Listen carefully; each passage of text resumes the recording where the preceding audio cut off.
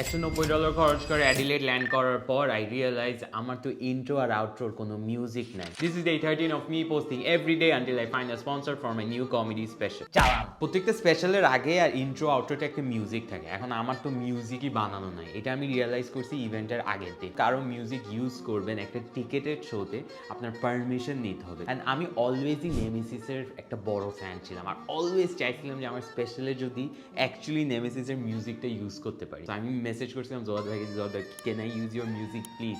He was very cool about it, বলছে হ্যাঁ sure কর, ভিডিও পাঠাই। অ্যান্ড উইথ দ্যাট আমার ইন্ট্রো আর আউট্রো মিউজিক নেমেসিসের অফিসিয়াল গান ছিল। আমি ইন্ট্রোর জন্য জানালা ইউজ করছি আর আউট্রোর জন্য গণজোয়ার, বিকজ যখন আমি কনসার্টে ওদের গান শুনতাম আমার খুবই এনার্জাইজ লাগতো, মানে মনে হতো যে হ্যাঁ কিছু একটা হচ্ছে। অ্যান্ড আই থট যে ইন্ট্রোতে আমি এরকম একটা মিউজিক ইউজ করবো যেটাতে ক্রাউড খুবই হাইপড আপ। অলসো আমি মেক শিওর করতে চাইছি যে বাংলা মিউজিক ইউজ করি।